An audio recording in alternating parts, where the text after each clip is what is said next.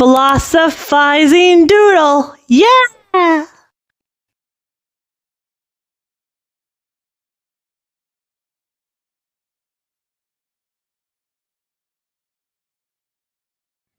Every person in every land has asked this question. What is reality made of? The ancient Greeks searched for the first substance. Modern science searched for particles and fields. Mathematics searched for universal laws. And humanity searched for what is innately good. But what if every one of those answers begins too late? What if before matter, before energy, before mathematics, before logic, and before consciousness, there had to exist something even more fundamental? Not another object, not another force, but the very possibility that anything could be understood at all.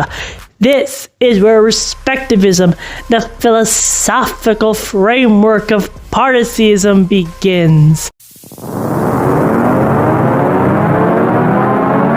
To imagine respectivism, imagine standing before an endless ocean, not an ocean of water, but an ocean of perfect, coherent goodness, in which every relation relates directly to every other relation through itself alone.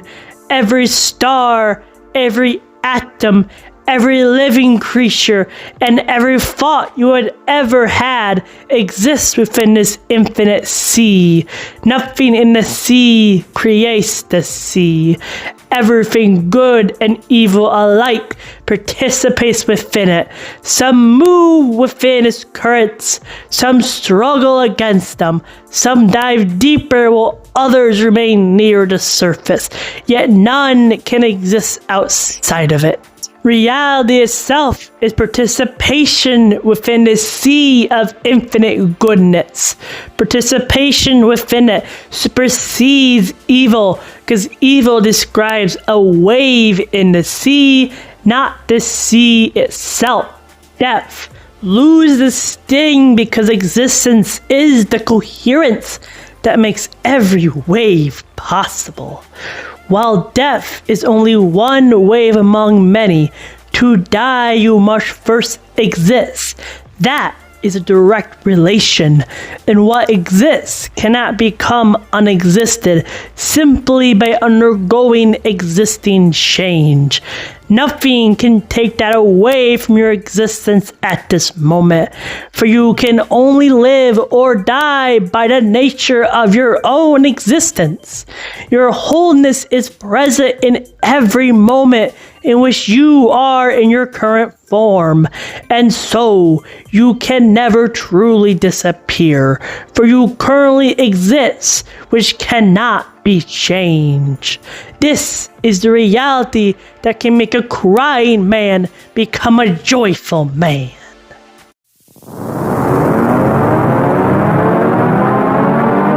When reality is imagined as immersed within an infinite sea of coherent goodness, respect begins to be seen less as another emotion and more as the first ordering principle through which finite beings participate within infinite reality. Respect is not simply kindness, admiration, or tolerance. It is the direct relation that makes intelligibility possible. It is the fundamental condition through which one thing can genuinely stand in relation to another. Suppose someone rejects respect entirely. They speak, they argue, they distinguish one idea from another. They ask questions. They expect reasons. Yet every one of those acts already depends upon the intelligibility they are attempting to deny. To reject respect one must first participate in respect.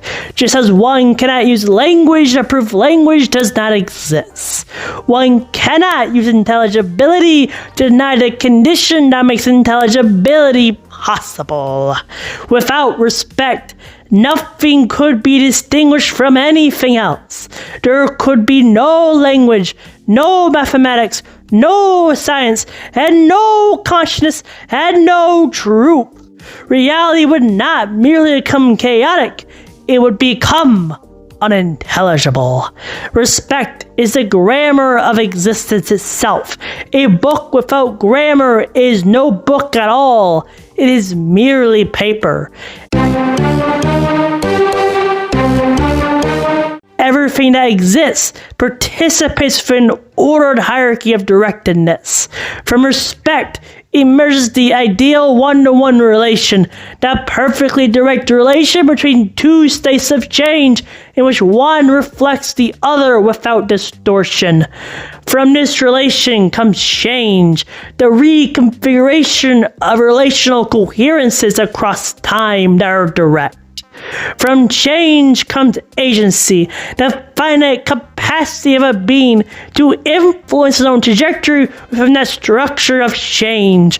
From agency emerges consciousness, a recursively unified system capable of modeling its own participation in such change. From consciousness comes human experience, in which evil may or may not be encountered. Humanity is like a stick within the sea of infinite goodness, bombarded by wave after wave, yet it still floats within that goodness. Therefore, reality is not a collection of isolated objects randomly colliding through space. It is an unfolding within participation in coherence itself. To imagine coherence, imagine a log being struck by an axe. The pieces fly apart, yet reversing the footage reveals that every fragment remains directly related to the original whole that is the log. Coherence is this network of direct relations. Everything is held together through such relations, and their participation between one another is what I call respect, which the arrows showcase. Yet why is coherence good? Coherence is good because all that is related to it supports each other's own existence. Therefore, the good is what makes existence possible. The good here is not defined by you or me. It is based on directly correlated relations and non-anthropomorphic objective good. So evil only appears when the relations no longer only sum up to become the log. For instance, a piece of the log can hit a life form which could be interpreted as negative. Such an indirect relation to the log itself is what makes evil possible. Here is an AI video showing this in practice. That's a really big piece of wood.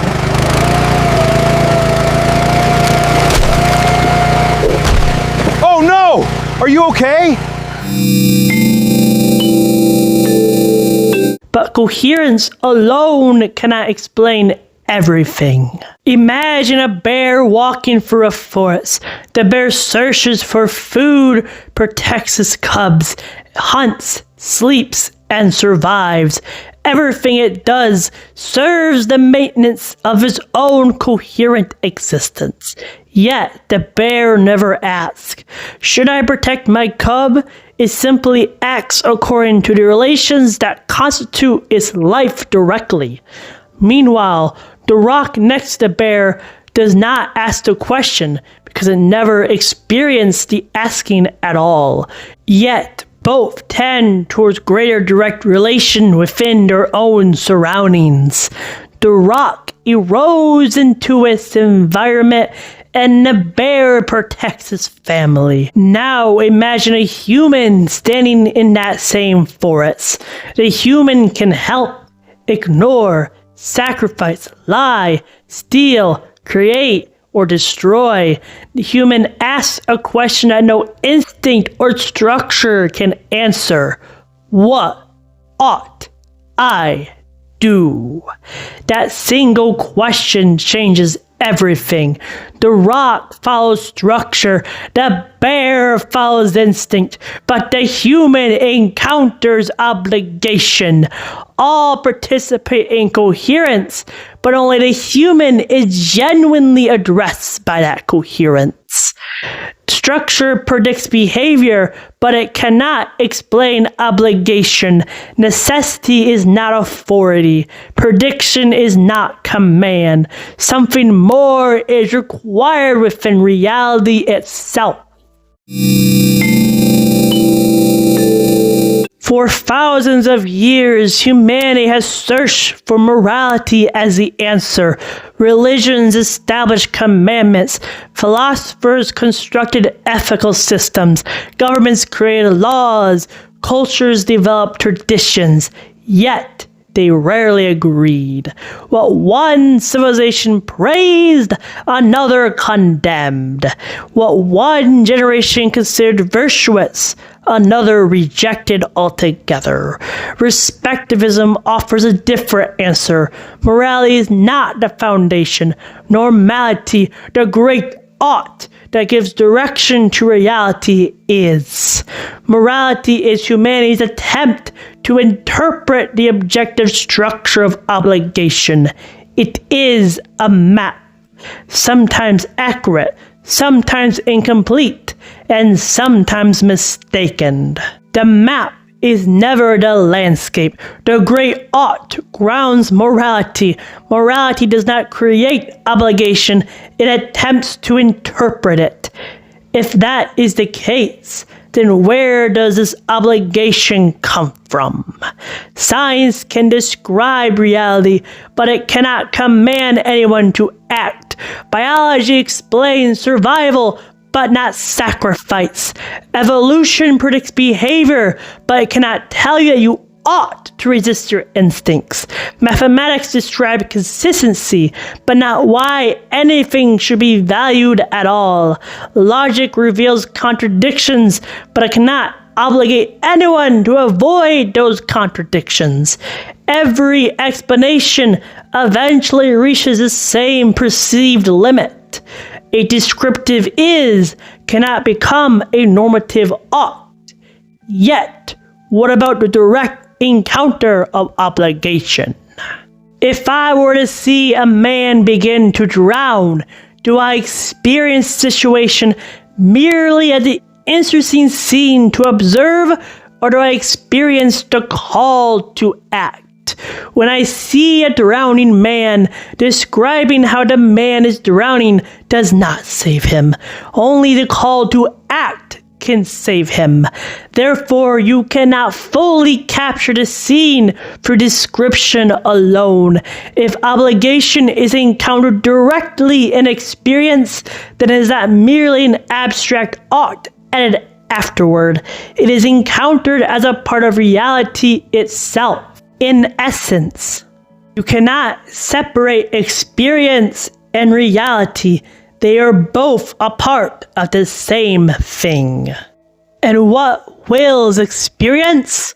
The experiencer. Will is not merely a capacity to choose. It is intrinsically self-expressive. Every act of willing reveals a directedness towards what it seeks or fulfills. Unlike impersonal structures, a will does not merely describe relations, it initiates relations. To address another is to enter into a non-coercive relation that nevertheless carries genuine authority, in which one will confronts another will with a call that may be accepted or resisted. The response remains free, but the address precedes the response. response. Reason can tell us why something is true, but reason alone does not initiate the call to reason. The call comes to you before you fully understand it. Whenever you accept it or resist it, abstract reason can describe the call, but only a will can genuinely respond to it. Addressing is therefore both an is and an ought, and something capable of addressing the human will must already exist, because a genuine address requires a real relation between the one who addresses and the one being addressed. That is so because only a will can genuinely address another will as both an is and an ought. Experience cannot ultimately be addressed through reality unless ultimate reality itself is personal, directly related to all of reality, including what is experienced and what remains beyond finite experience, incapable of meaningful address. No finite person can possess such authority. Every human being is limited. Every culture changes. Every society disagrees. If obligation ultimately came from finite minds, then obligation itself would always be conditional. Yet the experience of the great ought presents itself as unconditional. It binds us even when we reject it. Respectivism calls this mighty source infinite coherent actuality, infinite fulfillment, coherence, and intentionality, the perfect unity of being and will. What is actual is what it does. Pure active intention itself. Intelligibility is therefore possible only through the union of what is and what does. The union of the description of one seeing a man drowning and the actual saving of the man through the ought itself. Without the ought, no scenario makes sense, for nothing can move without the call to do so. This is not consciousness, but something more fundamental. It is personality, coherent self-relation in which a will is unified in self-expression, incapable of meaningful address. If ultimate reality possesses both an is and the authority that genuinely addresses every finite will, then its actuality cannot be impersonal. It must be personal. Sit with this for a minute. Genuine obligation presupposes genuine address, and genuine address presupposes one capable of addressing. Infinite coherent actuality is therefore the condition that makes every genuine obligation possible. To me, this sounds a whole lot like God. Imagine once more that infinite sea. It is not merely an ocean of existence, but an ocean of perfect, coherent goodness. Every finite being moves with it. Every act of understanding depends upon it. Every search for truth participates in it. Respect is the current flowing through that sea. The closer a participation aligns with its coherence, the more intelligible reality becomes. That proves a core to reality itself. For centuries, philosophers have asked, what exists?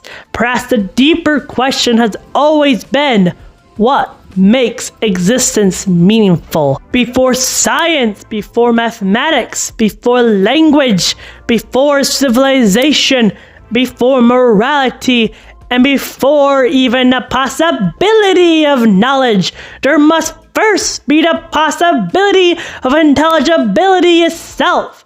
There must first be respect. Respect is the beautiful mark that signals the source from which all coherence and all obligation ultimately flow. A personal and infinite will whose presence is encountered as the intelligible feeling of respect itself, not as its whole, but merely the presence of such a being itself. This is not merely another philosophical system. Every question you have asked, every person you have ever loved, every pursuit of truth, every moment you pause before choosing between good and evil has already testified to something deeper than yourself. You are never standing outside of a reality looking in. You are already participating in it. Meaning has already addressed you. Intelligibility has already embraced you. Every genuine obligation was a personal address from the very ground of reality itself. We do not swim towards a sea of infinite goodness. We awaken to the realization that we have already been within it. That is all, folks. If you want to learn more about respectivism and partaceyism, please check out this website that will show up in the screen right now. You will enjoy it, and I hope you enjoy the inquiry on respect and the partaceyist statement. Thank you. Bye!